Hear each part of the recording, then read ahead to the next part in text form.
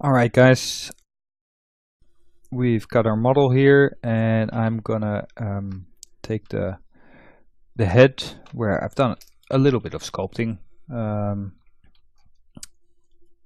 it's still quite smooth, but yeah, as you can see, done some with the cheekbones, and I want to add some more detail. Looks a little bit Asian, maybe a little bit more weathering and folds and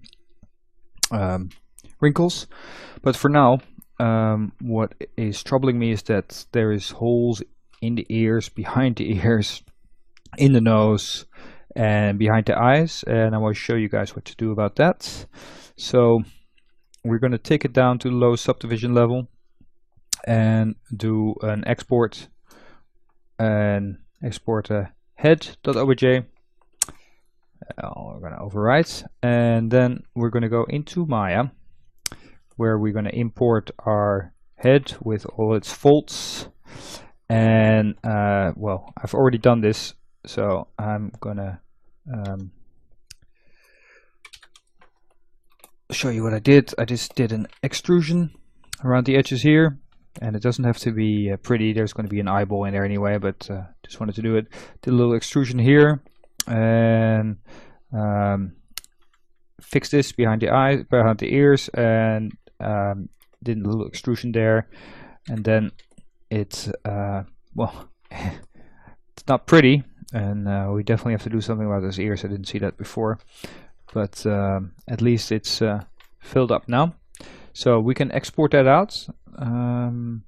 Just export selection, do an obj, and do, well, I will call it head export. Heads are head closed or something you can find. Head closed. I wrote, you guys can't see that I'm typing this, so I'm sorry about that. Head closed. Export that, and then we'll pick that up back in Maya, in ZBrush. I'm gonna close this one now, and I'm gonna show you guys some other stuff. This is my old mesh. So I do wanna import. Where is the? Do I still have that? Yes, I will show you in a second. I made a cape as well, same sort of way. I thought it was a little bit boring, and I wanted to create a little bit of dynamic shape in there. So I made a cape, which is, well, I might work on that a little bit, but something to hold it together. And maybe a few more subdivisions just to allow us to work on it a little bit easier in ZBrush. You know, not have long polys, but definitely not doing too much work here. Bottom I might, you know, work on a little bit just to create that interesting, you know, folding, and all this can be done in ZBrush again, but hey. But we've seen all this, so I'm not going to bore you too much with it. I will show you once I've exported it. So let me pause for a second here. So I exported the shirt from ZBrush as well, and I'm just gonna, as you can see, there's not any real good UVs on here, so I'm just gonna do like a quick unwrap. So we'll just do a cylindrical map on this, which you can see sort of works already a little bit. So you do a cylindrical map and then you rotate it, because this one is open, so it should work really nicely. And there we go. Okay, good. You can just select the UVs, make sure that they're the right side around. Good. Yeah. Well, that all works pretty good. And then we can just select some UVs and press unfolds. Just be sure that you don't select the whole thing at once. That it doesn't like that, so you can just do some unfolds until we're reasonably happy. Okay, we should be able to. Well, it doesn't. Well, it actually does matter. Let me set up a shader network. Okay, so I just did this quickly. Just a Lambert with a checker on it. Assign it to the my little skirt, bottom skirt here, and that allows me to see that they are about the same size, so I'm not doing anything crazy. Okay, good. We're going to do the same thing up here, but we're going to cut that up in some pieces. So we'll just select this. You can probably take it up to here. And we do create UV cylindrical mapping like that. Look at your, again, your UV view until you're reasonably happy. It's just to get you in the ballpark. You can see the other UVs of the rest of the piece which aren't that great. I have select shell under Alt S, which is really useful. And again, we can unwrap. Let's see, maybe these can be sewed. So then you get a reasonably good unwrapping. The unfold works really well as long as you don't select the whole thing at once. Okay, so I'm going to do the rest and then I'll come back to you guys. Don't want to make this lesson too long. Okay, here is everything UV'd, and you can see that the front and the back and then the shirt sleeves. As you can see, this is why I have the cubes on. The shirt sleeves are a little bit bigger than the rest, so we can just actually a little bit smaller, and this should be about good. You just have to make a little space for everything. It should be doable to fit it all into one tile. Otherwise, we'll just have to make it a little bit smaller.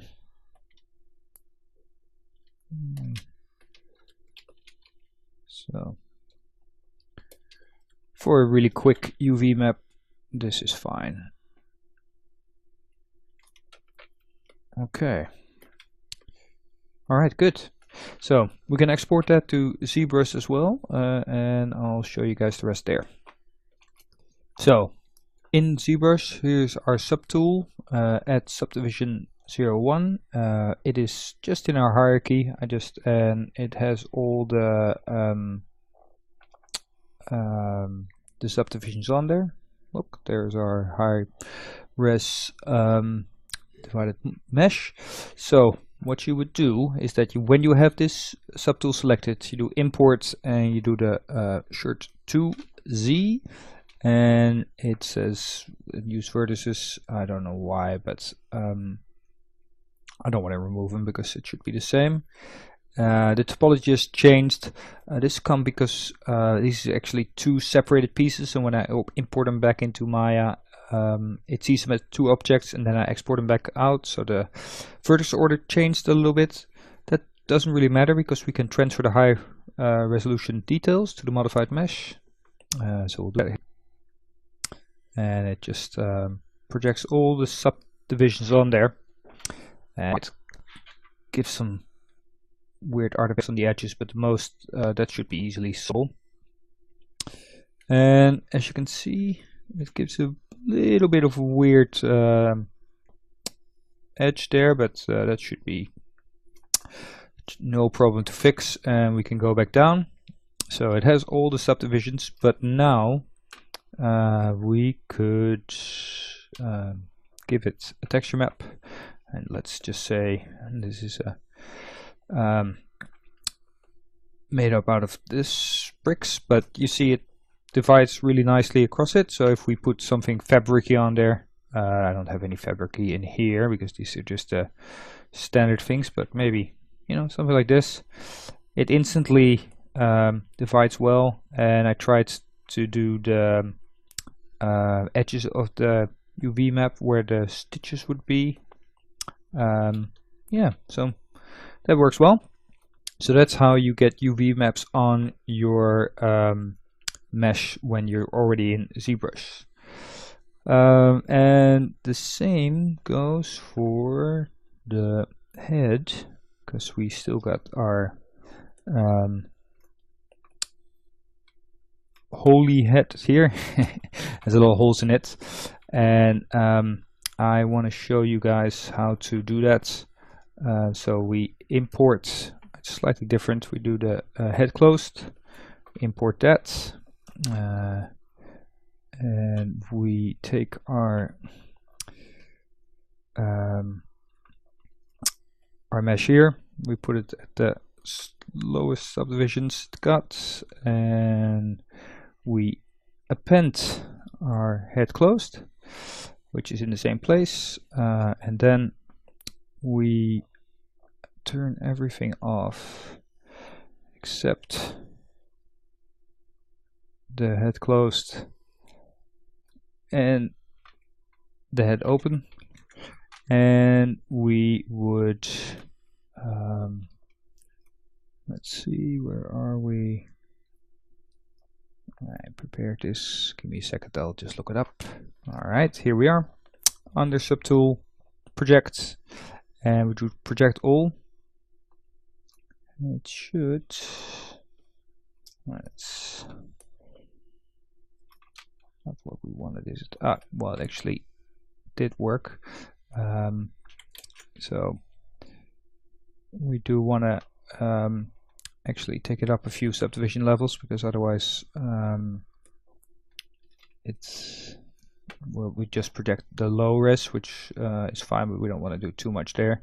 So we take this one, our changed head, we divide it 4 times, which is about halfway there, and we take our head and we go up to subdivision level 4, 1, 2, 3, 4, and then we select,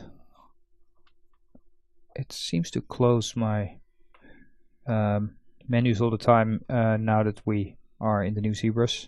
Don't know if I like that too much. So here we are, and we do project, and as you can see, it jumps to it, and it gives some weird result with the eyes because there's new geo there. So you might change the distance a little bit. Just, you know, experiment with it until, see, it's better already. There's a little bit of problems in the size, but not too much. And then we can divide till 6. Is it 6? What do we have on our where is it? On our head here. Goes to 6, yeah, so we're both at 6. But the important thing is that you do it in steps. So you start with level 4, and then you do it again at the highest subdivision level, and maybe you do it a couple of times. Otherwise, it might be too much, and it doesn't really do what you want. And there we go. There we have our closed surface. We need maybe a little bit of touch up on some areas.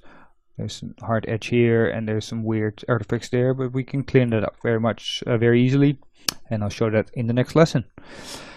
Alright, thank you for watching.